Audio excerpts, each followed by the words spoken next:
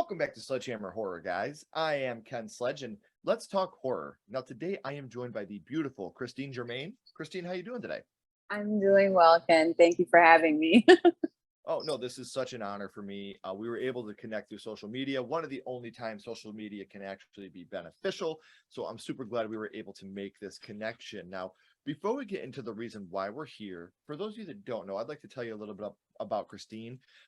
She is a screenwriter and an award-winning author of the dark horror supernatural thriller, The Brothers Curse. It's a whole saga. It's a whole series. It's super amazing, and you guys can check that out by clicking these links that are down here in the description. And you can also follow Christine by clicking the links down here in the description as well. And she has been a fan of the gory and the demonic since a very, very young age. So you've been a big fan of horror for a long time. You're an award-winning author. You're a screenwriter. What gave you the kick in the pants to go, you know what, I want to start writing The Brothers Curse? Like what gave you the kickstart to actually want to start doing that? Well, of course, I've been a fan of horror since I was about 8 years old. Even though I was always squirmish and scared, I still was obsessed with it. But it really started with like the adaptations to Stephen King, like his books being adapted to movies. And of course, we can all, say like, how much we love Stephen King. But one of like the movies that grasped my attention was Sleepwalkers. And I know to me, that's like an underrated movie. Not too many people talk so much about it. You'll hear more of it in Pet Sematary and stuff, but there was something about Sleepwalkers that when I was 11 years old, I watched it and I said, I want to write a book about shapeshifter demons. I was just so intrigued by that. I'll tell you this, as a kid, there's a scene in Sleepwalkers where he pulls over to the side of the road and he, disguises himself and the cat's looking at him from the car and he does,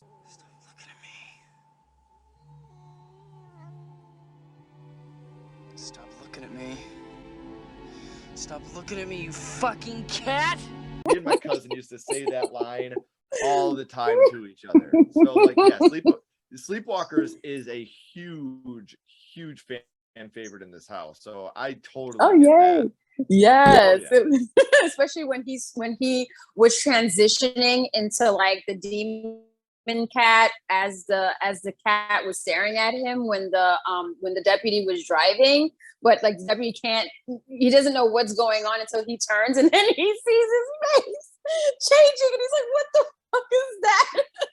And he even like and he turned into like a little boy and like a little baby boy. So it was just so creepy. But I even with those special effects, just kind of was like, whoa, like that is just crazy insane. So yeah. Oh, and like I said, that's a movie I could talk about for hours and hours. And you're right, it's a very underappreciated film in the Stephen King, and which that's not saying anything bad about Sleepwalkers. It's just talking to how amazing Stephen King is. That his library of films and books, Sleepwalkers is towards the bottom when it's still just, it's a very fun movie at bare minimum. So now The Brothers Curse when you're done with this, do you already have an idea of what you're going to be working on next? Like, are the next steps already planned out and are you able to talk about that yet? I can talk a little bit about it. I would say like 10 steps ahead. I do have plans to continue the saga for another, it's supposed to be till 4 books, but now it has pushed to 6, but transitioning into another saga. But I also have a few standalones that I am working on as well. So I'm like multitasking, but yeah, but I'm dipping into other different like topics and different creatures. So I'm like very obsessed with entities and demonic stuff. So I think people will get a kick out of it. I love the fact that you don't want to stick to one thing all the time. You want to be able, as an artist, whether it's writing, musician, whatever, as an artist, you always want to try to expand your horizons and try to push yourself and see what you can do. So I'm very excited to see what you have coming up for us. And you guys can follow along with that by clicking these links down here in the description. So, Christine, we know what you got going on in the future, and we know what you're doing now. Now, for a little bit, I would like to go back to the past and talk about what got you started in the horror genre, It's a Mhm. wonderful day for an episode. And Christine, your first horror movie was? My first horror movie was The Exorcist. And boy, was that It's a so funny because movie. it's weird. Like, I don't, oh yeah. And I don't think I've had any guy on this program whose first horror movie was The Exorcist. Maybe Really? one or two, mostly the females. And I think that it's crazy that, you know, because in the film, your main character is a young lady. So to Mhm. have so many females that were affected, you know, young women and women that were affected by this movie, I understand it because you're watching a peer Mhm. in that moment. You know, you're seeing this other child that's just like you Mhm. going through these scary things. Do you remember about how old you were the first time you had seen it? I saw that movie with my mom, I believe, when I was about 10. What a There's some start. parts that there's some certain parts, you know, as a child watching a scary movie with a parent, they're gonna cover your face and like, nope, you can't see that. Nope, you can't see Yep. that. So there were like a few parts where she would cover my eyes and stuff like that. But then as I got older, I was I was able to rent the movie to Right. see like, yeah, like all the cutout scenes. And then I was like, oh shit. This got real. Now I see why she was covering my eyes. Exactly. Because I could still see the scenes like in my head that just really got me. Well, I mean, that's the perfect segue. Let's jump right into that. Which Yeah. scene would you say it was that affected you the most from The Exorcist? The crucifix. For Yeah, sure. that scene was pretty harsh. It was a scene that was it was something that was a little bit unpleasant to talk about because I was watching a lot of the behind the scenes of The Exorcist, and you know when it came to that part, I know that one of the directors, you know, had a kind of coax, the main character into doing it. She was so young that she didn't really understand that, you know, when they said, well, you're going to have to thrust yourself with this crucifix. And she's like, no, I can't do that. You know, they're like, no, you could do it. And, you know, but they found fun ways to, you know, not make her feel uncomfortable doing it. But I mean, you know, at the end of the day, you know, Linda Blair was like, it's a job. And you know, I just did what I was told to do. But that scene alone was like, you felt like she was really like thrusting herself with it and the blood. And I mean, it was just, imagine as a mother seeing that, you know, realistically, you know, walking in and seeing your daughter like stabbing her coochie with a crucifix is just not, not a sight for sore eyes. Well, and the crazy thing about it is, like you said, like this is such a dark movie. And I've told this story on the podcast before, so I'm sorry to repeat viewers, but this is the only movie that my mother ever shut off. You know, at that scene, she was like, "This is too much. We're not doing this." And I didn't understand it. To me, I thought she was stabbing herself. You know, I was a little kid, I didn't get it. And I'm like, I see Jason stab people all the time. You know, what the hell is the difference? And she's like, trust me, you don't. Not like this. So I completely get where you're coming from. And as a young lady that's discovering your own body, I'm sure that had different effects on you as well. But The Exorcist is overall, I still think to this day, the scariest movie ever made. I don't think we'll ever have another movie that was able to do what The Exorcist did. Now, the Blair Witch was very close. The Blair Witch Project, you know, you didn't have Google in your pocket when that came out. So you had a bunch of people saying, hey, was this real? Did this really happen? But The Exorcist just genuinely caused a uproar in society. You know, people were crying and puking and passing out and trying to ban the movie. And with all that, it's hard to pick a favorite scene from this film, but what would you say your favorite scene from The Exorcist would be? My favorite scene, hands down, is when the priests were trying to exhume Pazuzu from her. And she was like vomiting on them and cursing at him. And oh Jesus, it was one of my favorite parts. Like I just love it. I laugh. Yeah, all the time. And I'm Catholic, so that's even more messed up. I mean, it's not every day you get to see someone throw up pea soup on you know, Father Karras. You know, you don't get to see that every day. And call him right. call him the priest that. It's like what? Right. Yeah. definitely extreme. So I definitely get where you're coming from there. Yeah.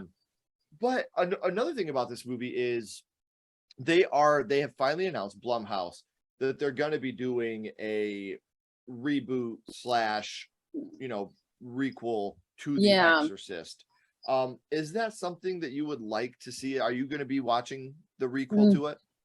I don't want to. I feel like, to me, I feel like there are certain movies that you shouldn't touch.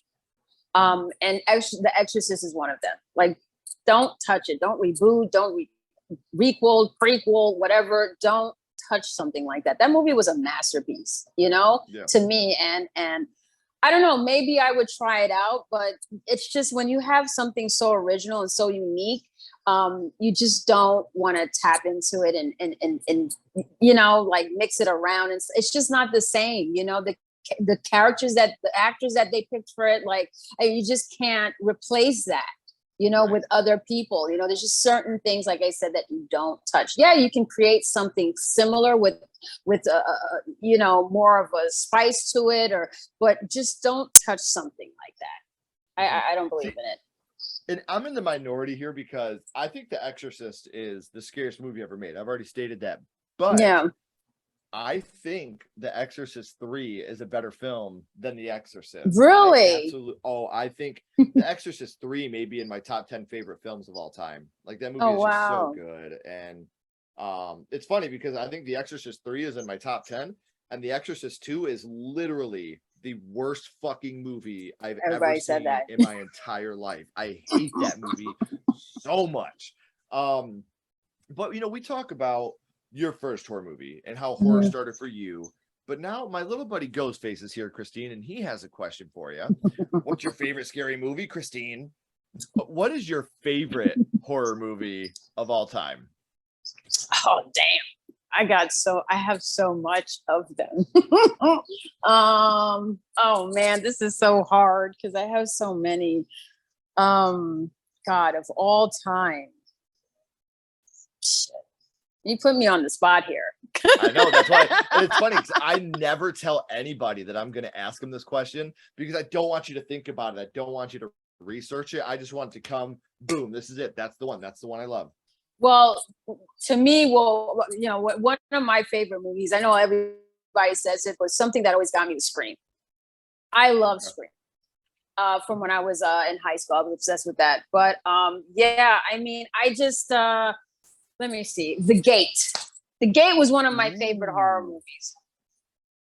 That's when I got into creatures. That's when I said, yeah, this is some crazy shit, because I couldn't sleep for like weeks, thinking that there was something under my floor, under my house.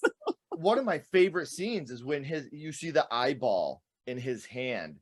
And Yeah, he takes that shard of glass and he stabs it. Oh. Yes, I love that. The Gate was one growing up for me, like The Gate, Monster Squad, The Goonies, Stand By Me. Like, those are the movies that, to me as a kid, I was like, this is me. This is me and my friends. This is what we want to do with our lives, is be these kids. So yeah, I have a soft spot for The Gate, for those movies. I think they're all incredible. So man, Christine, I've had an amazing time getting to know you and learning how horror started for you. And I do want to remind you guys, I know I've said it twice, but third time's a charm. All of her social media links and the links to her books are all down in the description below. So make sure that you're following her on social media.